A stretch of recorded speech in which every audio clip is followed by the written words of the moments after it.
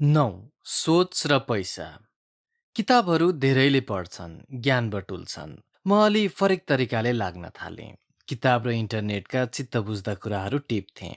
भ्याएसम्म किताब पढेर सकाएपछि पावर पोइन्टमा प्रस्तुतिकरण बनाउँथे ताकि कलेजमा विद्यार्थीहरूलाई देखाउन सिकाउन सकियोस्। सबैभन्दा फरक कुरा म पढेका कुरालाई बिस्तारै तौलिकन व्यवहारमा लागू गर्न सुरु गर्थेँ। बिना व्यवहारको ज्ञान बेकामे हो भन्ने महात्मा गान्धीको महान बाणीले मलाई ऊर्जा दिइरह्यो। किताबहरू र इन्टरनेटका सामग्रीहरूले सिकाए जस्तै मैले थोरै थोरै बचत गर्न थालेँ। बचतको धुनमा कतिसम्म लाग्यो भने श्रीमतीलाई पनि बहुतै अड्कलेर मात्र घर खर्च दिने। बीचबीचमा गड्याङगुडुङ झगडा पनि पर्थ्यो हाम्रो। म मेरो सपना उनलाई बताउँथे र लोग्ने स्वास्नीको झगडा परालको आगो बनाइदिन्थेँ। राजनीतिमा एउटा उखान छ नि, तिमी मन पराऊ वा नपराऊ, राजनीतिसँग तिमी बाँधिएका छौ। तिमीले वास्ता गर वा नगर, राजनीतिले तिम्रो वास्ता गरिरहन्छ। अर्थशास्त्रमा पनि त्यो लागू हुन्छ। तिमी प्रेम गर वा घृणा, पैसा तिमीलाई आवश्यक परिहाल्छ। तिमी जोगी बन कि भोगी, आवश्यकताको माध्यमबाट पैसाले तिमीलाई लखेटिरहेकै हुन्छ। जब यसबाट हामी उम्कन सक्दैनौँ भने यसको पछाडि पर्नै पर्छ। जिउनका लागि होस् वा उन्नतिका लागि, पैसा त हामीले कमाउनै पर्छ। कुखुरा पालन र कार्पेट उद्योगबाट हत्तु भएपछि मैले केही समय दिमागलाई आराम दिएँ। जे गर्दा पनि असफल भएपछि अलि अर्कै ढङ्गले सोच्ने भएथे म। जसो गरे पनि सामान बेच्दा आफू चेपुवामा परिने, सामानको थुप्रो टोक्नु न बोक्नु भइजाने। सोच्दै जाँदा त्यो लुन्ठुङ दुई हात हल्लाएर आउने कार्पेट बुन्ने कामदार र आफूबीच तुलना गर्थे। मैले त्यत्रो समय वा पैसा लगानी गरेको छु, तर पनि उत्तानो टाङ लाएकै हुन्छु। त्यो कामदार चाहिँ बिना लगानी मेरो उद्यममा रजाइ गरेर निर्वाध घुमेको हुन्छ। कुरा चार्टर्ड अकाउन्टेन्टको पढाइबाट फर्केपछिको हो। त्यसबेला एक दिन दिमागको घैँटोमा घाम लागे जस्तो भयो। वस्तुको व्यापार नगर भैरे, सेवाको व्यापार गर। न सामानमा लगानी हुन्छ, न घाँडो बोक्नुपर्छ, न रहन्छ बाँस, न बज्छ बाँसुरी। यस्तो व्यावसायिक चेत आएपछि केही गर्नै पर्यो भन्ने भूत फेरि चढ्न थाल्यो। अब वस्तु व्यापारको घाँडो बोक्न कति पनि मन थिएन। दिल्लीमा चार्टर्ड अकाउन्टेन्टहरूले गरिखाएका रहर लाग्दा पेसा यता पनि सुरु गर्ने रहरले म हिरिक हुन थालेँ। पुरै चार्टर्ड अकाउन्टेन्ट पास नगरे पनि आधा सिए, इन्टरमिडिएट त पास गरेकै थिएँ। अब ट्युसन पढाउने, प्रपोजल लेख्ने, कम्प्युटर सिकाउने जस्ता थरीथरीका दिमाग मात्र घोत्लाएर पुग्ने उद्यम सुरु गरेँ। सँगै फर्केका सिए पढ्दाका सहपाठी रमेश गिरी पार्टनर बनिहाले। नाम जुर्यो युनिक प्रोफेसनल्स। म्यानेजिङ डाइरेक्टरको पगरी आफूले आफैलाई गुथाइहालियो। भिजिटिङ कार्ड छापिहालियो। अफिस सेटअप गरियो, हेटौडामा बोर्ड पनि ठडियो। काम त सुरु गरियो, तर सेवा बेच्नेहरूलाई झन्डै कमाराको दर्जामा राख्ने मनस्थितिका मान्छेहरूले घेरिएका थियौँ हामी। नाम चाहिँ अडिटर, काम चाहिँ ठाडो ब्यालेन्स सिट बनाउनु पर्ने, अनि क्लाइन्ट बनाउँदा भैरेहरूले दाँतै हप्काउने, लदाएर काम गराउने, झुटमुटका हिसाब प्रमाणित गराउने अनि भिख दिए जस्तो 500,000 रुपियाँ फ्यात्त फ्याँकिदिने। अझ त्यतिले नपुगेर कर कार्यालयमा कर छल्ने दलाली पनि त्यही 500 गरिदिनु पर्ने। कहाँ दिल्लीमा चार्टर्ड अकाउन्टेन्टको हैसियत, रवाफ, शान शौकत देखेर अडिट फर्म खोलेको, कताको हिमाल चुली कताको कुखुराको सुली भने जस्तो भयो हाम्रो हालत। अडिट फर्म पार्टनर साथीको थियो। खास गरी ठेकेदार साहेबहरू आउँथे। हिसाब किताब केही छैन, तर फर्म नवीकरण गर्न हिसाब र अडिट रिपोर्ट बनाइदेऊ भन्थे। केही त हिसाब होला, बिल होला नि भनेर माग्यो भने हिसाब राख्ने भए तिमी अडिटरलाई किन पैसा दिने त भन्दै बम्किन्थे। गजबको बुझाइ थियो तिनीहरूको। अहिले जमाना बदलिएको छ, तर उति बेला त्यस्तै थियो। यो अडिटर भन्ने पेसामा मेरो मन थामिएन।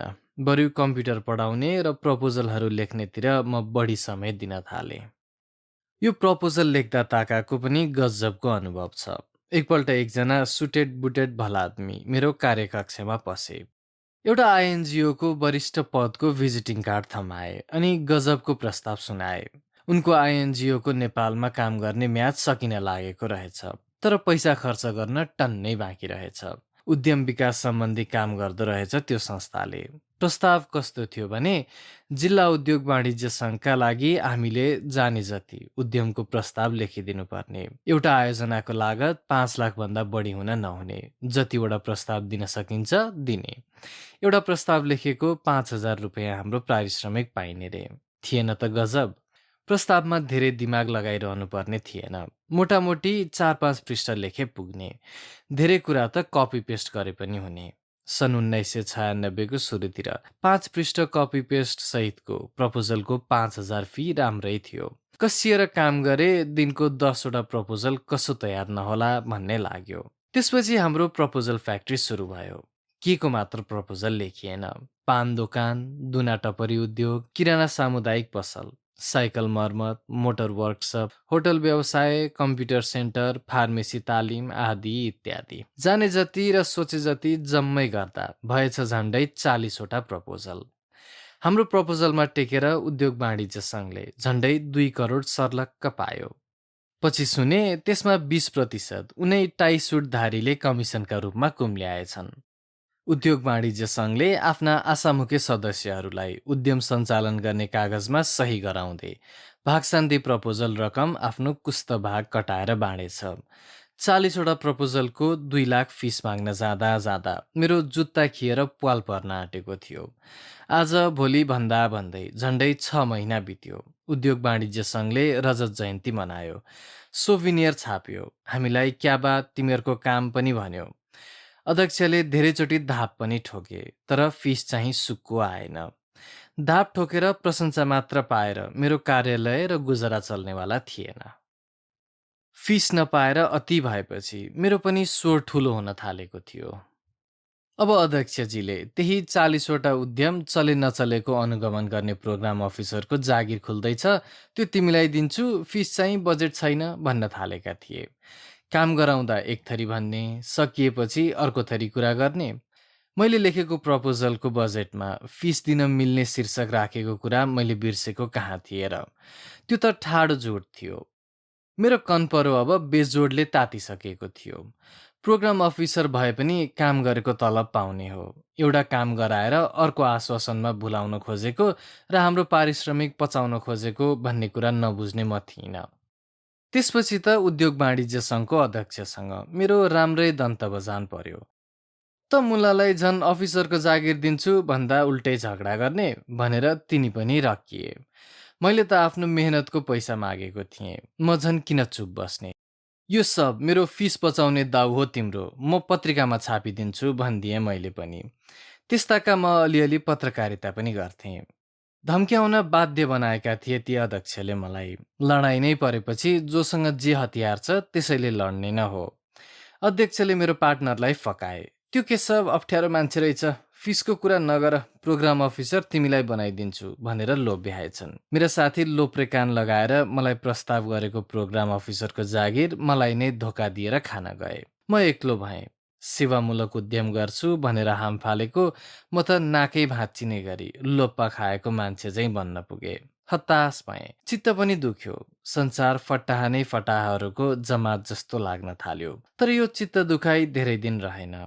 सोझाको भगवान सहारा भने चाहिँ चाँडै नै मैले प्लान नेपालमा जागिर पाएँ। विकासे संस्थाको जागिरले घर धानेकै थियो। आर्थिक तनाव खासै थिएन। खास गरी विकासे लम्फू बनेर जीवन बिताउने मन नभएकाले मात्र आफ्नो काम जमाउनु पर्ने सोच हाबी थियो ममा। तर जति कोसिस गरे पनि बल्ड्याङ मात्र खाइरहेकाले म घोत्लिन थालेको थिएँ। विकासे संस्थामै अचानक एउटा अचम्मको दोस्त भेटियो। मान्छे त ऊ महाको काई थियो। उसको बानी हरेक मान्छेसँग भेट्दा रोनाधोना गर्ने थियो। घरमा समस्या छ, परिवारमा समस्या छ, सानो जागिरले खान पुग्दैन, तलबले 15 दिन कट्दैन, ऋणको भारी छ आदि इत्यादि। रोनाधोना गरेर ऊ पहिले अरूको सहानुभूति बटुल्थ्यो। अनि बिस्तारै सापटी माग्थ्यो निर्ब्याजी।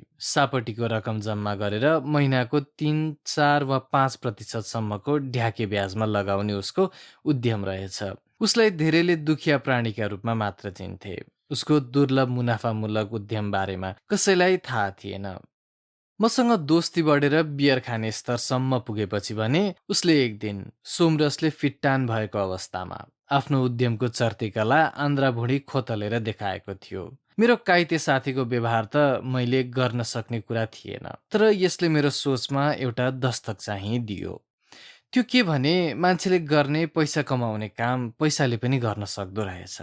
आखिर कमाउने त पैसा नै हो, किन आफूले काम गर्ने? पैसालाई काम गराउन सके त आरामले पैसा कमिँदो रहेछ। पैसाले पैसा तान्छ भनेको त्यस्तो पो रहेछ। मेरो बुद्धिको बिर्को बिस्तारै उग्रिँदै थियो। मान्छेले धोका दिने, पैसाले नदिने, मान्छे थाक्ने, पैसा नथाक्ने, मान्छे 10 थरी गनगन गर्ने, पैसा नगर्ने, मान्छेलाई दोहोरो वचन लाउन नहुने, भङ्ज्याहा प्रवृत्ति देखाइहाल्ने, पैसामा त्यस्तो समस्या केही नहुने। साँच्चै पैसालाई काममा लगाउन पाए त सजिलो कमाइ हुँदो रहेछ नि। मेरो सोच बदलिँदै थियो। पहिला पैसाका लागि काम गर्ने सोच हुन्थ्यो, अब पैसालाई नै काम लगाएर पैसा कमाउने सोच ममा हाबी हुँदै थियो। कुरो ठिक भए पनि समस्या चाहिँ उही थियो। पैसालाई काम लगाउन पैसा ल्याउने चाहिँ कहाँबाट? अब बिस्तारै म पैसा कमाउन सिकाउने किताबहरूतर्फ आकर्षित हुन थालेँ। स्वेट मार्डेन, रवि खेडादेखि रबर्ट कियोसाकीसम्म, ज्याक वेल्सदेखि स्टेफन कोभेसम्म, गिल्टर एडमन्ड र डेभिड स्वार्जदेखि बेन्जामिन ग्राहमसम्मका लेखक मेरा प्रिय हुन थालेका थिए। इन्टरनेटमा पैसाका बारेमा गुगल गर्थेँ। बिल गेट्सदेखि वारेन बफेटसम्मलाई पढ्न थालेको थिएँ। समग्रमा म पैसाको शक्ति र पैसा कमाउने उपायका पछाडि पागल जस्तै दौडिरहेको थिएँ। किताबहरू धेरैले पढ्छन्, ज्ञान बटुल्छन्।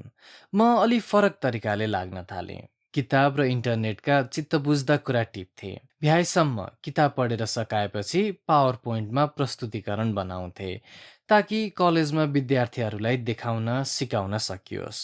सबैभन्दा फरक कुरा, म पढेका कुरालाई बिस्तारै तौली तौलिकन व्यवहारमा लागू गर्न सुरु गर्थेँ। बिना व्यवहारको ज्ञान बेकामे हो भन्ने महात्मा गान्धीको महान बाणीले मलाई ऊर्जा दिइरह्यो। किताब र इन्टरनेटका सामग्रीले सिकाए जस्तै मैले थोरै थोरै बचत गर्न थालेँ।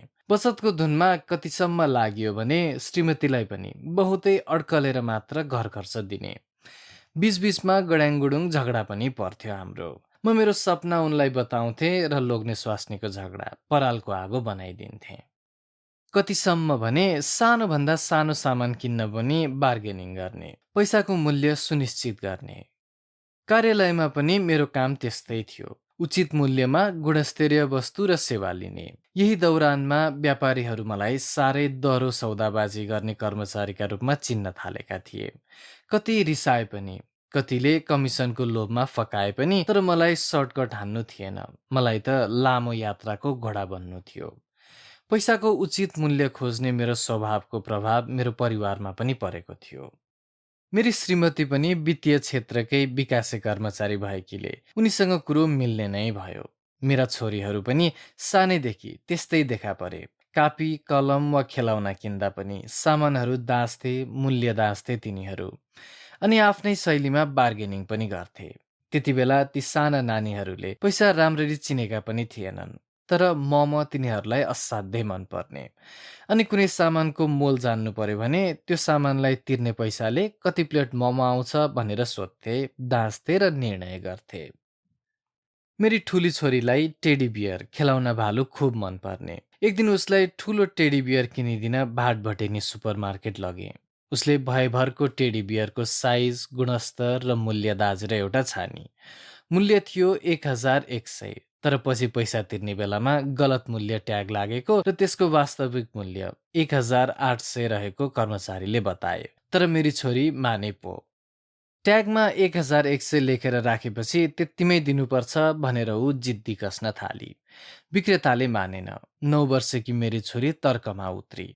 त्यो मूल्य ट्याग तिनीहरूकै कर्मचारीले लगाएकाले र उसले त्यही पिस त्यही मूल्यमा रोजेकीले त्यही मूल्यमा पाउनै पर्ने अडान कसिरही। कतिसम्म भने मैले भइगो म थप तिर्छु भन्दा पनि मानिन, जिद्दी गरिरही। प्लिज माथि प्लिज भनिरही। जब विक्रेताले मिल्दै मिल्दैन भनेर सामान थन्क्याउन लाग्यो, ऊ सबैका सामु नानाभाती तर्क गर्दै ग्वाँ ग्वाँ रोइदी। हङ्गामा भयो। विक्रेताको सुपरभाइजर आयो। अन्त्यमा भाटभटेनीले आफूले किनेको बिल देखाएर 1300 दिने बतायो। ऊ बल्ल मानी। झन्डै आधा घण्टा उसले भाटभटेनीमा हङ्गामा खडा गरिदिए। सुपरवाइजरका अनुसार भाटबटेनीको इतिहासमा नै बार्गेनिङको नयाँ तरिका देखाइदिए। सायद मेरो स्वभाव मेरा छोरीहरूमा पनि सरेको होला। जागिरमा म प्रगति गर्दै थिएँ। 3वटा भन्दा कम प्रमोसन कुनै पनि विकासे संस्थामा मैले लिएको छैन। कमाई राम्रै थियो।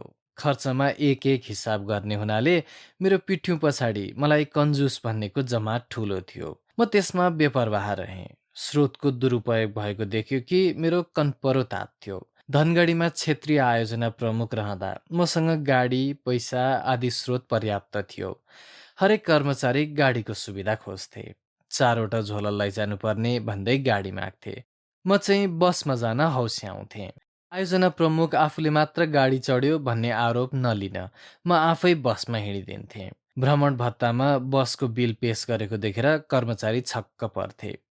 4-5 जना कर्मचारी जानु छ भने चाहिँ अफिसको गाडी पठाइदिन्थे। त्यसैले कसैले मेरो स्रोत सदुपयोगप्रति औँला उठाउन सकेनन्।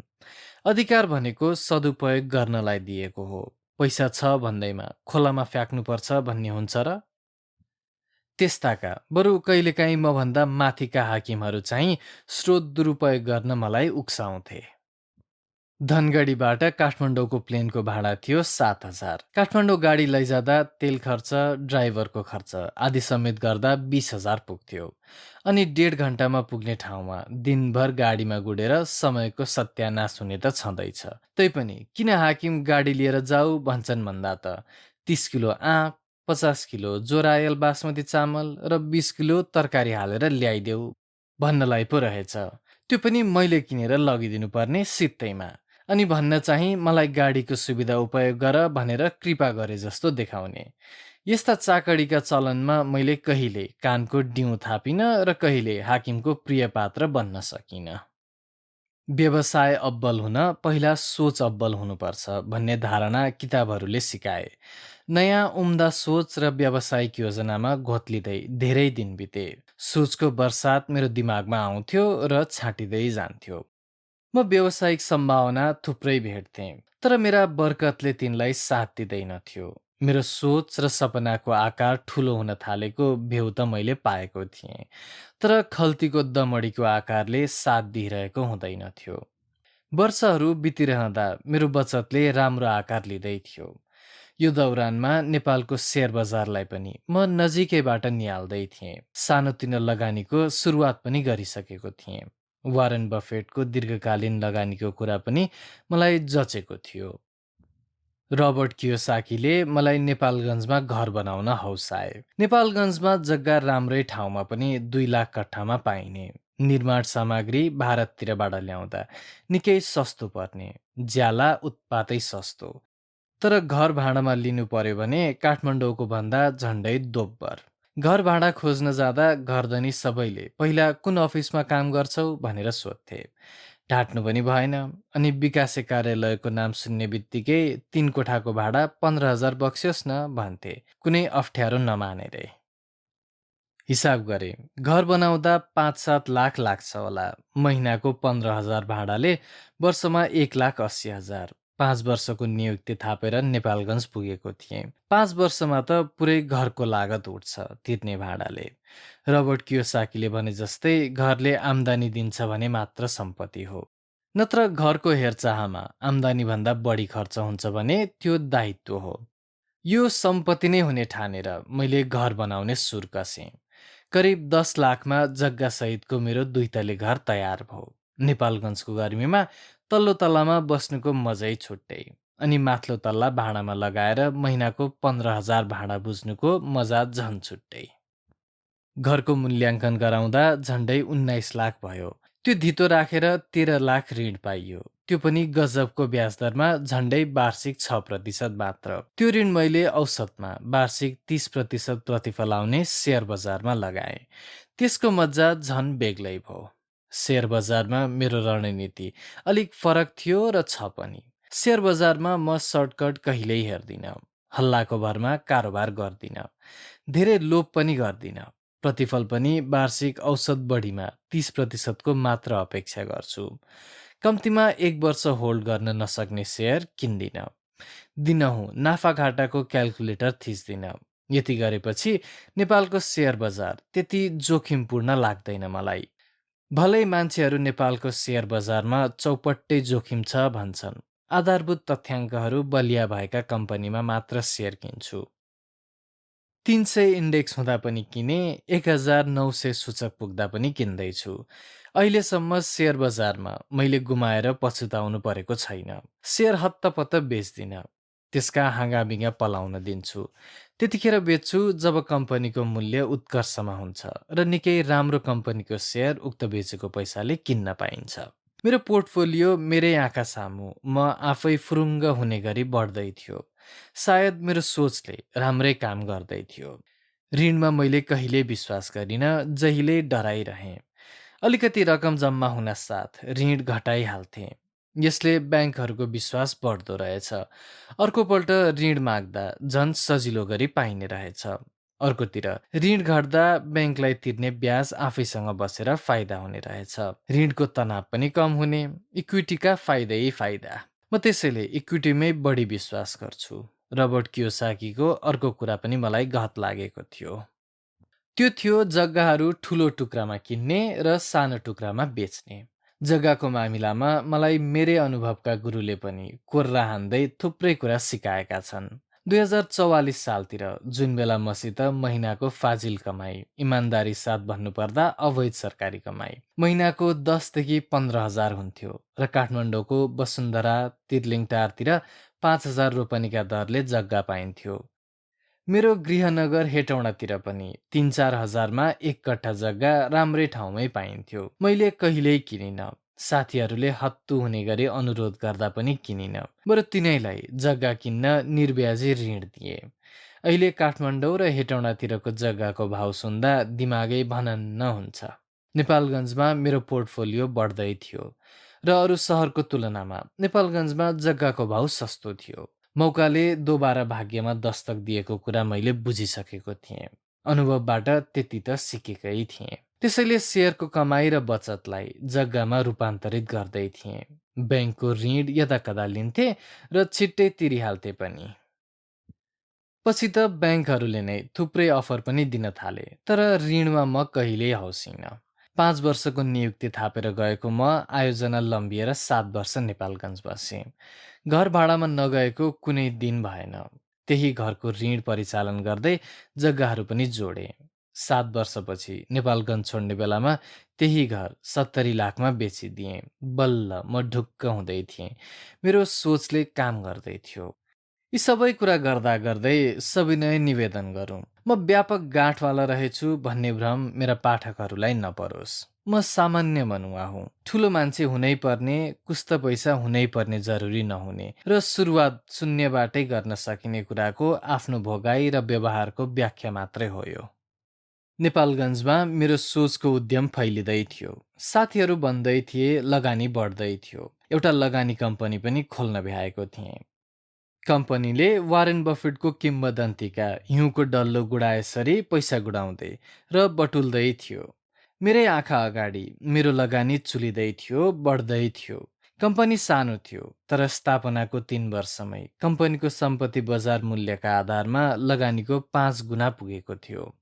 कम्पनीले पैसा मात्र हेर्ने हो कि सार्वजनिक हित पनि हेर्ने हो भन्ने कुरामा मैले वारेन बफेटका परिष्कृत विचार पढेको थिएँ। आखिरमा पैसा त साधन हो, अन्त्यमा मान्छेलाई चाहिने त सन्तोष हो भन्ने वारेनका कुराले मलाई छुँदै थियो। ठिक त्यही बेला समयले सायद मेरो परीक्षा लिन खोज्यो। मेरो साथीको साथी पर्ने एकजना मेरोमा प्रस्ताव लिएर आए। त्यति बेला डेरिभेटिभ मार्केटको चमक दमकमा ती लागेका थिए। त्यो साथीको भाइ पनि डेरिभेटिभमा तपाईँकै कम्पनी मार्फत काम गर्छु भन्दै थियो। डेरिभेटिभका बारेमा मलाई खासै जानकारी थिएन। अनुभव नभएको कुरामा किन हात हाल्ने?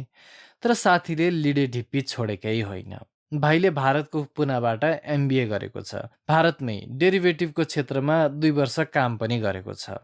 नेपालमा काम गर्न चाहन्छ, कम्पनीको ब्यानर मात्र दिनुहोस् न भनेर ढिप्पी गरिरहे। लौ त नि देखा जाएगा भनेर मैले हुन्छ भनिदिएँ। डेरिभेटिभको काम चल्न थाल्यो। भाइले धडाधड 20-25 ग्राहक पनि बनायो। यो डेरिभेटिभ भन्ने चाहिँ रहेछ बडो अचम्मको कुरो। फरर सुनको, चाँदीको, तामाको, गहुँको नजाने के को भाउ सेकेन्डमा कम्प्युटरमा इन्टरनेटको माध्यमबाट आइरहने। काखे कम्प्युटर र इन्टरनेटमा बसेपछि त ग्राहकले माउसबाट क्लिक क्लिक गर्दै किलोको किलो सुन, चाँदी, गहुँ नजाने के जाति सेकेन्डभरमै किन्ने र बेच्ने रे। त्यो पनि थोरै थोरै पैसामा। त्यसका लागि पहिले नै पैसा चाहिँ एक्सचेन्ज र ठुलो ब्रोकर साउजीहरू कहाँ जम्मा गर्नुपर्ने। अनि ग्राहक चाहिँ ट्वा परेर कम्प्युटरको अगाडि हेरिबस्ने। सेकेन्डमै हुरुरुरु भाउ कहिले अत्यासै लाग्ने गरी बढ्ने त कहिले सातो जाने गरी घट्ने। ग्राहक भनाउँदा अबला प्राणी चाहिँ बढ्यो बढ्यो र घट्यो घट्यो भनेर कराइबस्ने। साँच्चै भन्ने हो भने यो डेरिभेटिभको परिणाम मुटु नै थर्काउने खालको डरलाग्दो हुने रहेछ। ग्राहकले मौकामा कम्प्युटरको माउसले क्लिक क्लिक गरेर काट्न सकेन भने बेपत्ता घाटा पनि हुने। अनि हामी गोर्खाली बनाउँदा बहादुरहरू चाहिँ बिजनेस गरेको हो कि जुवा खेलेको हो पत्तै नपाउने। नपाउनेले के पायो, बोक्रै शुद्ध चपायो भने जस्तै माउसमा क्लिक क्लिक गरी बस्ने। हरेकपल्ट ट्रेड गरी टोपलेको रे त्यो चाहिँ। अनि पैसा वारी नोक्सान हुन थालेपछि टाउको समाएर रोइकराइ गर्न नथाक्ने। यो डेरिभेटिभको खेतीमा नयाँ नयाँ ग्राहक बन्दा चाहिँ धेरै जसोलाई नाफा नै भएको देखियो। सायद गुलियो चटाएर पित्त छदाउने रणनीति होला।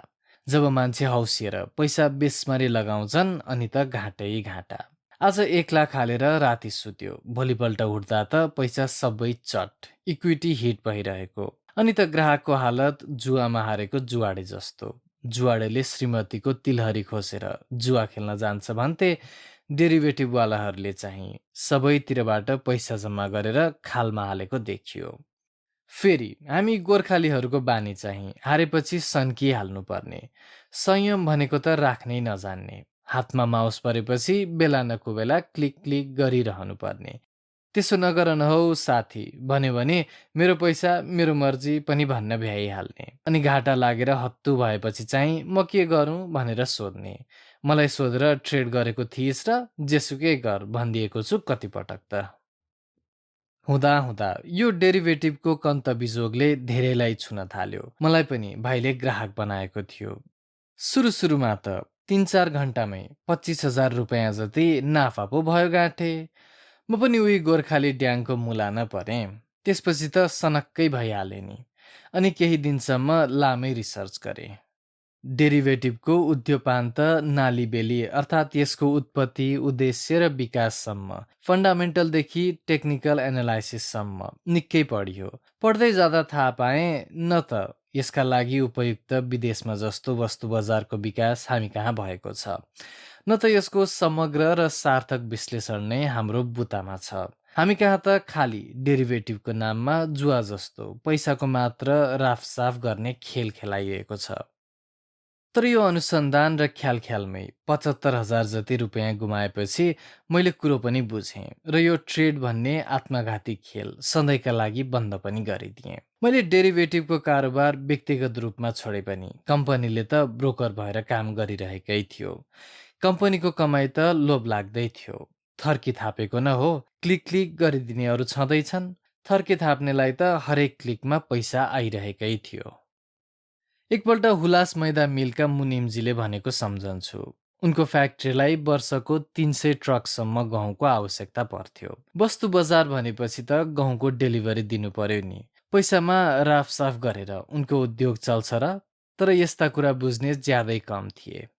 एकपटक एकजना आरामले गल्लाको कारोबार चलाइरहेका मेरा ग्राहक मित्रलाई भेट्न जाँदा आँखाभरि आँसु पारेर बसेका थिए। भन्दै थिए, सारा पैसा लगाइदिए तपाईँको डेरिभेटिभमा। आज मेरी छोरीका लागि दुध किन्नेसम्म पैसा छैन। हेर कन्तबिजो। अर्का एकजना थिए सल्यानका व्यापारी। नेपालगञ्जबाट सल्यान सामान लगेर मजाले काम गरिरहेका तिनी नजाने कहाँबाट यसमा फसे। सुरुमा त भन्दै थिए, यस्तो सजिलो व्यापार मलाई पहिले किन थाहा भएन? न मेहनत न ढाला काटा गर्नुपर्ने। जिन्दगीमा कम्प्युटर नछोएका तिनले ल्यापटप किने, दोकान बेचेर पैसा लगाए। 4 महिनापछि टन्न दारू खाएर अर्धपागल जस्तो बरबराएर हिँड्ने अवस्थामा पुगे। अर्को एकजना ब्याङ्कको शाखा प्रबन्धक साथी मैले नगर भन्दा भन्दै यसमा लागे। एक दिन उसको डेरामा चिया खान पुगेथे। उनी आफ्नी 4 वर्षे छोरीलाई कम्प्युटर हेर्न लगाउँदै रहेछन्। किन भन्दा त घाटा भएको होला, इक्विटी हिट भएको होला, हेर्न डर लाग्छ भनेर रे। अनि छोरीलाई चाहिँ ग्रिन अर्थात् दर बढेको छ कि रेड रातो अर्थात् दर घटेको छ मात्र हेर्न लगाउँदा रहेछन्। बिचरी छोरी तोते बोलीमा भन्दै थिइन्, बाबा सबै लेद नै लेद छ। त्यसपछि उनले पुरपुरो समाइहाले। म किन बिना सेत्ती त्यहाँ गएछु जस्तो भो। यस्ता घटना बढ्न थालेपछि मैले बुझेँ कि म व्यापारका नाममा समाजमा विष घोल्ने काममा पो लागेछु। पैसाको भन्दा सामाजिक दायित्वले मलाई चिमोटिरहेको थियो। त्यसपछि भाइलाई बोलाएर यो काम मेरो कम्पनीले तुरुन्त बन्द गर्ने सुनाइदिएँ। भाइले अर्को कम्पनी खोलेर काम गर्छु भने। उनको जिम्मा मैले लिने कुरा भएन। मैले आफ्नो कम्पनीबाट चाहिँ यो डेरिभेटिभको काम बन्दै गरिदिएँ।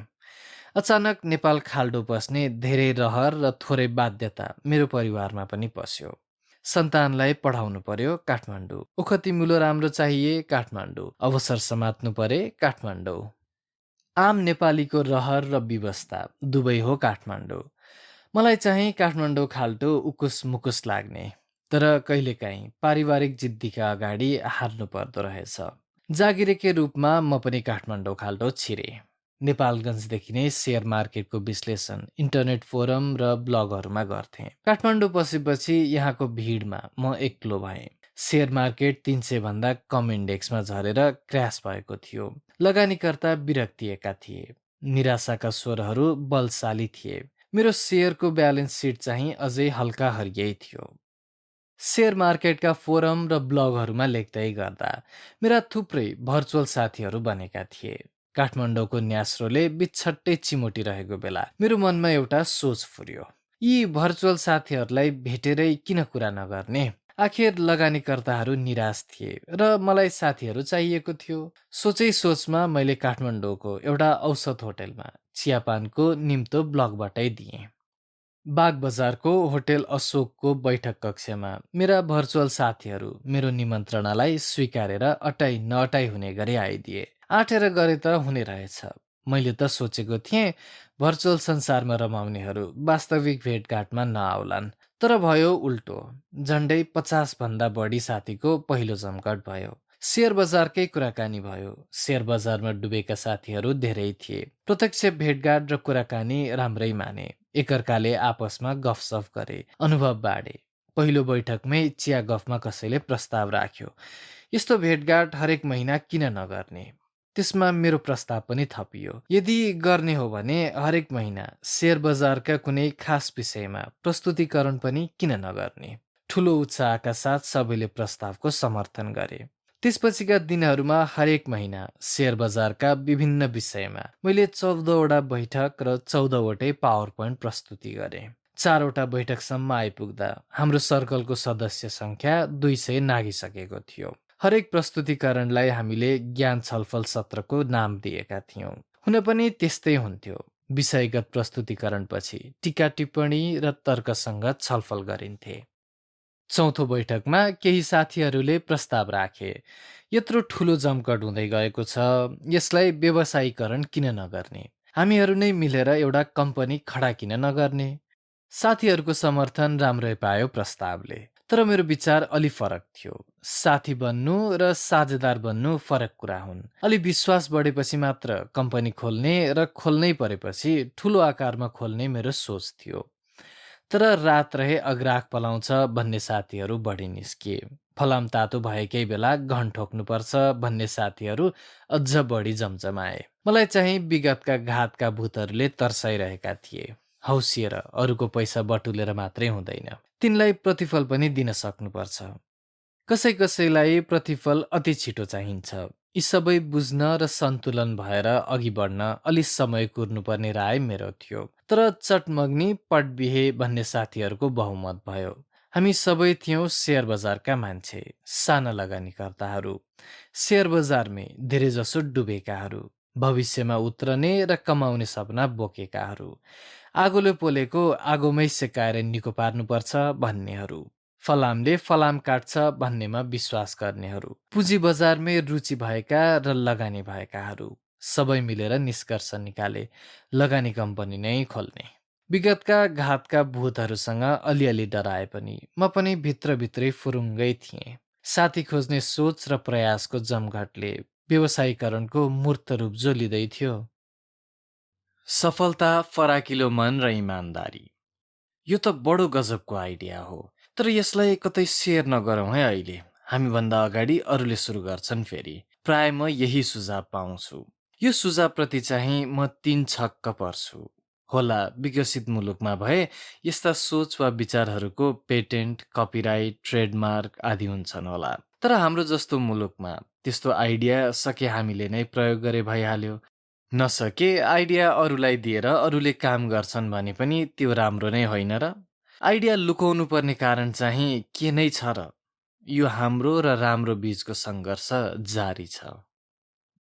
भर्चुअलबाट वास्तविक साथीमा रूपान्तरित भएका साथीहरूको सहभागितामा स्थापना हुन लागेको कम्पनीको प्रारम्भिक बैठकमा एकजना पाका मित्रले प्वाक्क सोधिहाले, केशवजी, तपाईँको घर कहाँ हो?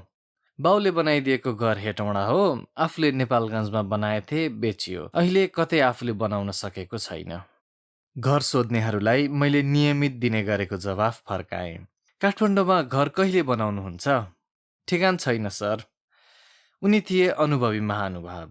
उनी किन मेरो घरबारे यति चासो लिइरहेका छन् भन्ने मैले बुझिरहेको थिइनँ। उनी सरकारी संस्थाको उच्च पदस्थ सेवाबाट भर्खरै निवृत्त भएका थिए। सेयर मार्केटमा लगानी गर्नु राम्रै छ भन्थे। हामीले त तपाईँकै नेतृत्वमा कम्पनी खडा गर्न खोजेका हौँ। त्यसैले अब छिट्टै तपाईँले काठमाडौँमा घर बनाइहाल्नु पर्यो। ती मित्र मेरो घरको पिछा परेकै थिए। त्यतिन्जेलसम्मका लागि चाहिँ काठमाडौँमा घर भएका मान्छेले नयाँ कम्पनीको अध्यक्षता लिनुपर्ने हाम्रो प्रस्ताव छ। अर्को पाको मित्र बोले। यी सही थाप्ने मित्र पनि देश देशावर घुमेका, युएन लगायतका अन्तर्राष्ट्रिय सङ्घ संस्थामा जागिरे र परामर्शदाता भएर काम गरिसकेका थिए। तर मैले अझै साँच्चीकै कुरो बुझेको थिइनँ। कम्पनीको नेतृत्वमा मलाई खासै रुचि पनि थिएन। मेरो नेतृत्वमा नेपालगञ्जमै अर्को एउटा लगानी कम्पनी पनि चलिरहेको थियो र खासमा म यो कम्पनीको अर्कैले नेतृत्व ल्याओस् भन्ने नै चाहन्थेँ। तर यो कम्पनीको नेतृत्वलाई काठमाडौँको घरसँग जोडेको कुरा चाहिँ मेरो समझ बाहिर थियो। पछि कुरा गर्दै जाँदा पो थाहा भयो। यी दुवै मित्रको एउटाको घर काठमाडौँको न्यू रोडमा र अर्कोको पुतली सडकमा रहेछ। अनि काठमाडौँमा घर भएको मान्छे मात्र कम्पनीको अध्यक्ष हुनुपर्ने उनीहरूको विचार रहेछ। त्यसो किन त भन्दा काठमाडौँमा घर नभएकालाई लगानीकर्ताहरूले पत्याउँदैनन् रे। पछि कम्पनीको अध्यक्षले आर्थिक गडबड गरे भने काठमाडौँको घरमा समाउन पनि सजिलो पर्छ रे। उस्तै परे काठमाडौँको घर कब्जा गरेर असुल उपर पनि गर्न सकिन्छ रे। रकम ठगेर भागिहाल्यो भने पनि काठमाडौँ बाहिर भाग्ने सम्भावना कम हुन्छ रे। खोज्न पनि काठमाडौँ बाहिर जानु नपर्ने भएकाले सजिलो हुन्छ रे। छ्या, कति सानो विचार। काठमाडौँ घर हुने इमान्दार, नहुने जति बेइमान रे। काठमाडौँमा घर हुनेले ठगी गर्दैन, भाग्दैन, अरू भाग्न सक्छन् रे। फेरि कम्पनी स्थापना गर्दादेखि नै नेतृत्वले ठग्ने र भाग्ने सोच। पढे लेखेका, देश देशावर घुमेका, बुद्धिजीवी भने टोपलेकाहरूको त यस्तो सोचाइ छ, अरूको कस्तो होला। तिनीहरूको बुद्धिमा पिच्च थुक्न मन लागेको थियो मलाई त्यति बेला। तर मैले यसमा खासै बहस गर्नु परेन।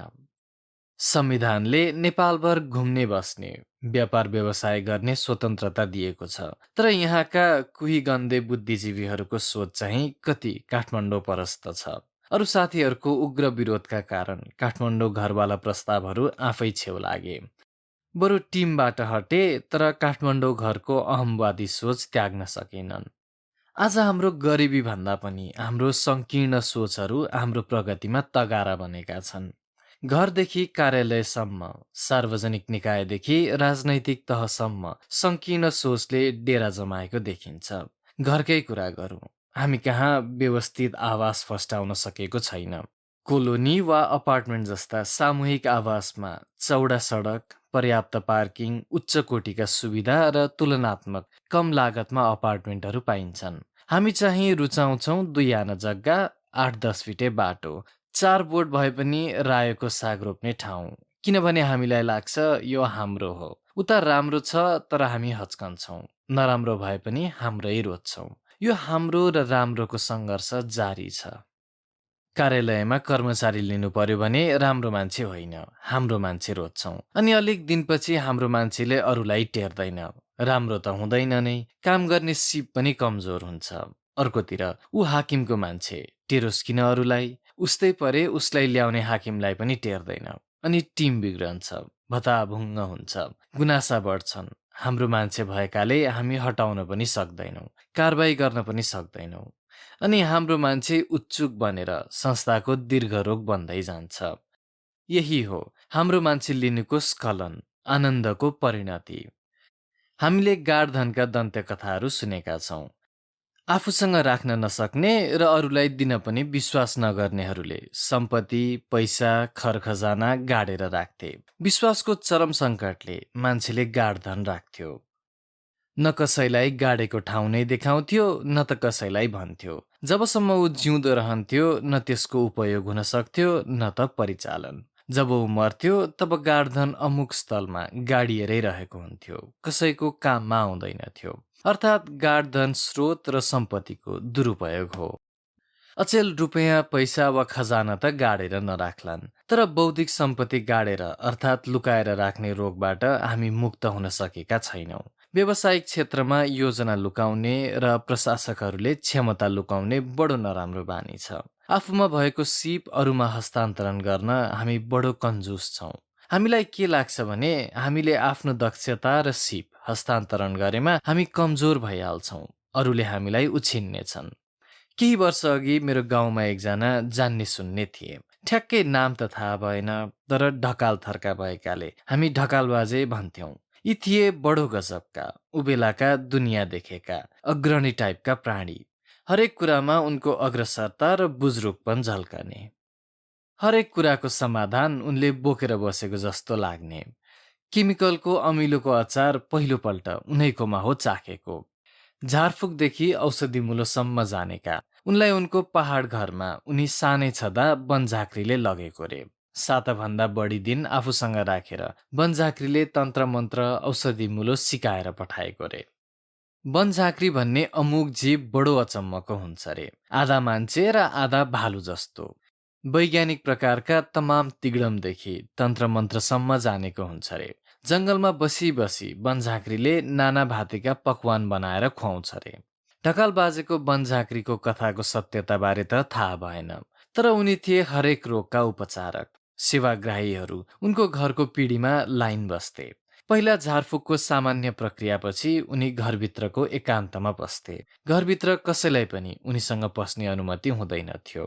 उनी बाहिर निस्कदा हरेक रोगीका लागि औषधिमुलो बोकेर फर्कन्थे। कुनै औषधि चन्दन घोटे जस्तो लेदो, कुनै विभूति जस्तो, कुनै बाख्राका बडकुला जस्ता, थरी थरीका। हामी सानो छँदा बडो विस्मयले हेरिबस्थ्यौं उनको चर्तीकला। औषधि र झारफुकले पनि निको नभएका बिरामीका लागि उनी धामी बस्थे।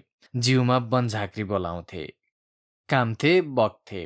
कहिले पानी मन्त्रेर बिरामीको पानीपट्टि गर्थे, कहिले आगोको भुङ्रोमा हिँड्थे, खली खान्थे। ढकाल बाजेले त्यति गरेपछि कुनै बिरामी पनि या त निको हुन्छ या त कालैले लान्छ भन्ने उखानै थियो गाउँमा।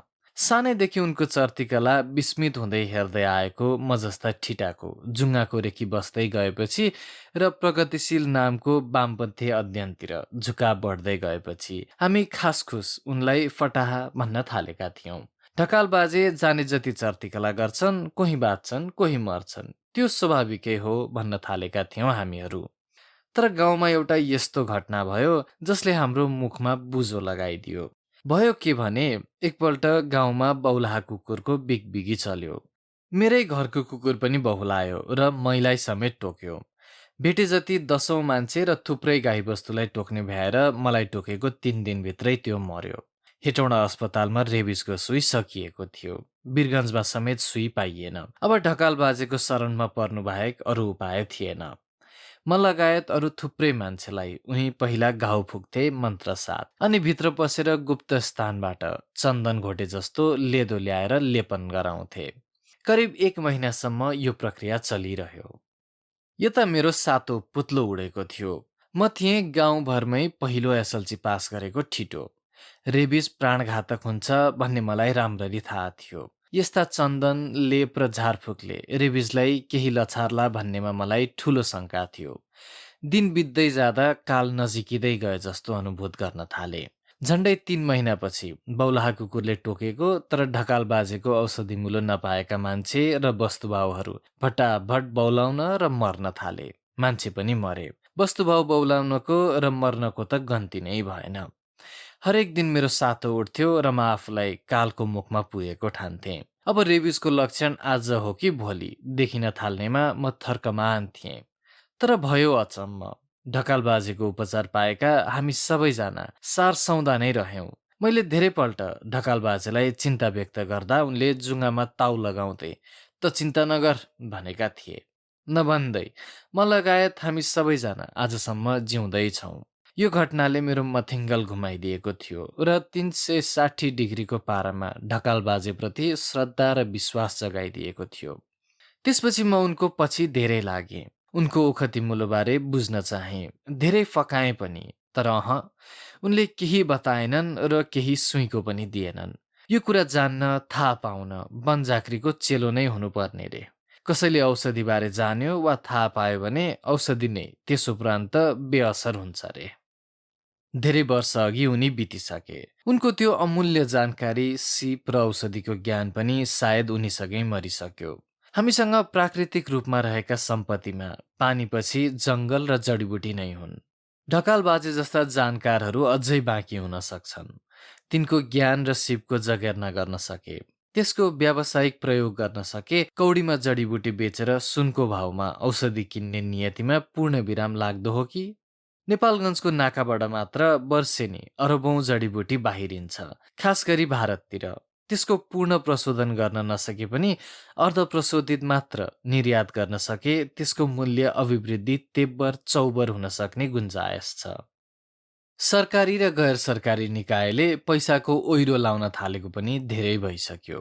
निजी क्षेत्रका प्रतिष्ठित व्यापारी घरानाहरूले जडीबुटीको निर्यात व्यापार थालेका छन्, तर तिनको व्यापारिक गतिविधि केवल जङ्गलका बेर्ना उखेलेर, पात लुछेर, बोक्रा ताछेर, ब्योराबन्दी गरेर भारततिर हुइक्याउने मात्र बनेका छन्।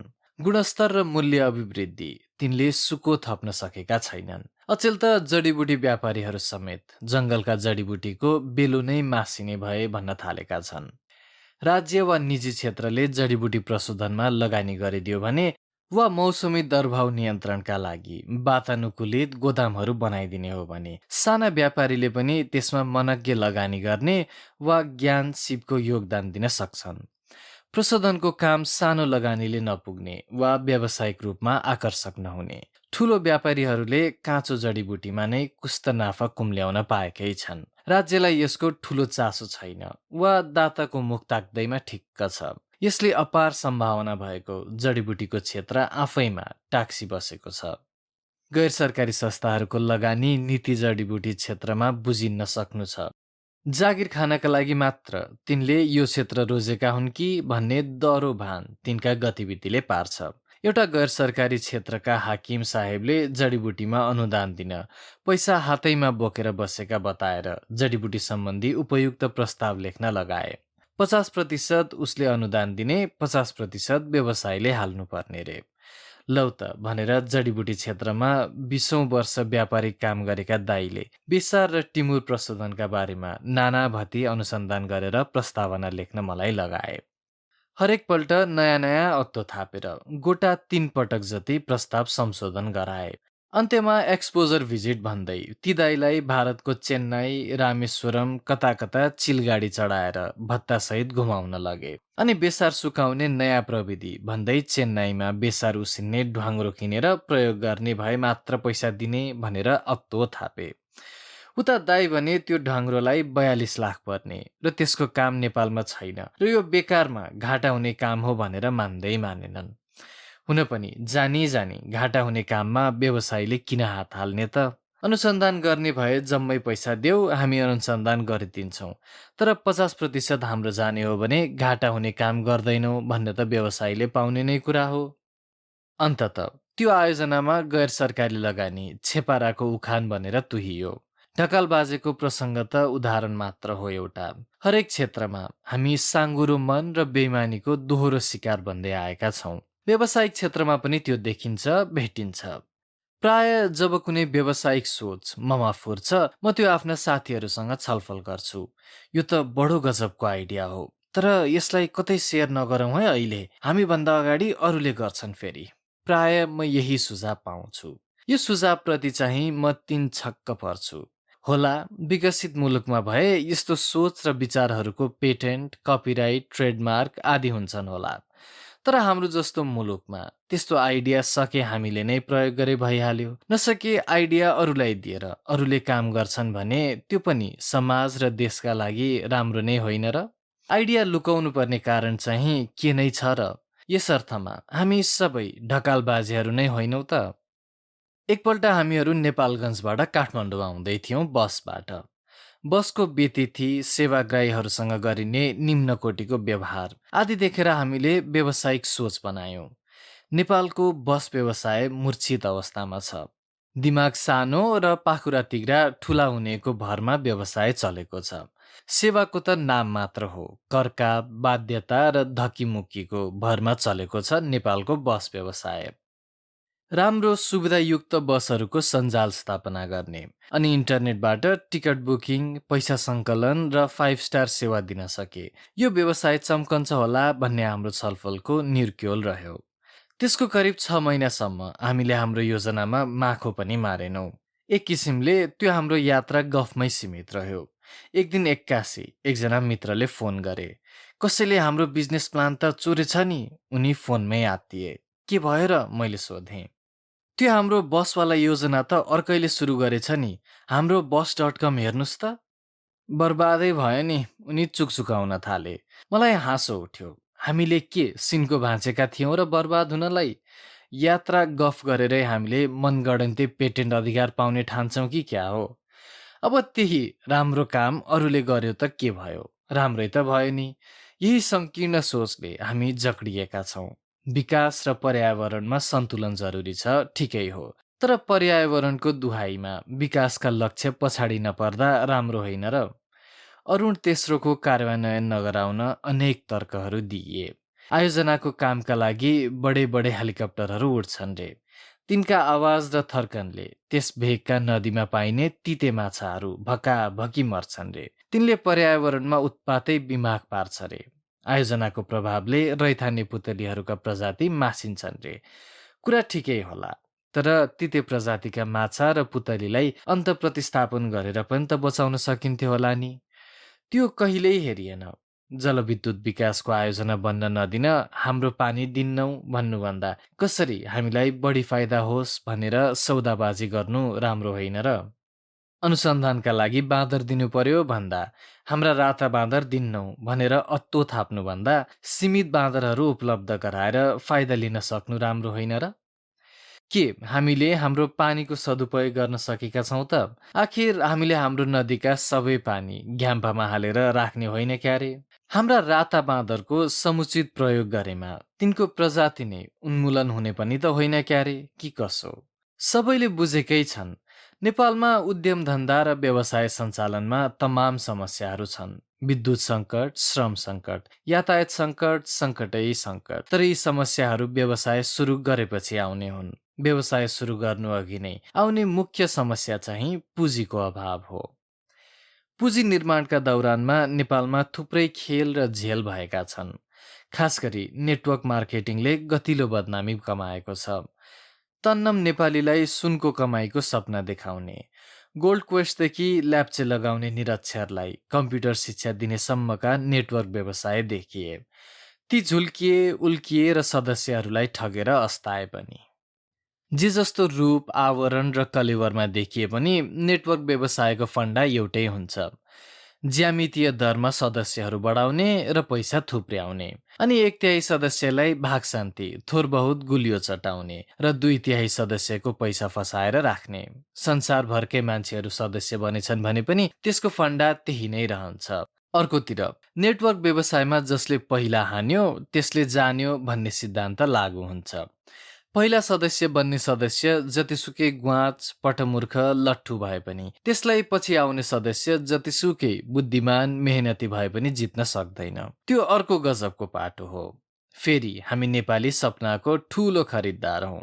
5,000 रुपियाँ उठाएर जिन्दगीभरि शिक्षा स्वास्थ्य र आर्थिक सुरक्षा दिन्छु भन्दा पत्याउने, अनि तिनलाई पट्याउने पनि हामी जस्ता बौद्धिक बेइमानहरू। कस्तो व्यवसायमा लगानी गरेर त्यस्तो आकर्षक प्रतिफल दिने होला भनेर हामी कहिल्यै नसोच्ने। कत्रा कत्रा कर्पोरेट हाउसहरूले त वार्षिक 20-30% प्रतिफल दिन गाह्रो पर्छ, यहाँ त 5,000 लगानी गरेर जीवनभर सुख सुविधाको ठेक्का लिने दाबी गर्ने। यो ठगी हो भनेर हाम्रो घैँटामा घाम नलाग्ने। नजान्ने त नजानेर ठगीमा फस्छन्, जान्नेहरू पनि आ बैल मुझे मार को शैलीमा फसेको देख्दा म छक्क पर्छु। मेरा एकजना सहयोगीले एकपल्ट अचानक राजीनामा दिए। किन भनेर सोद्धा अब आफ्नै बिजनेस गर्छु भने। ल ठिकै छ भनेर राजीनामा स्वीकृत गर्दै बधाई पनि दिए। तर उनी त भोलिपल्टै टाई कसेर नेटवर्क व्यवसायको बखान फकाल्दै मलाई नै पो ग्राहक बनाउन आइपुगे। त्यस्तो पो रहेछ उनको बिजनेस। त्यसपछि उनी र म बीच तर्कको जुहारी चल्यो। नेटवर्कका साउजीहरूले रटाएका बाणीहरू उनले राम्रैसँग उकले। तपाईँले यो रकम उठाएर जसलाई दिनुहुन्छ त्यसले कहाँ लगानी गर्छ र कति प्रतिशत प्रतिफल पाउँछ त्यो थाहा छैन। कसरी त्यत्रो फाइदाको योजना बनेको छ त्यो झन् थाहा छैन। यो रकम नडुब्ने कानुनी ग्यारेन्टी के छ त्यो पनि थाहा छैन।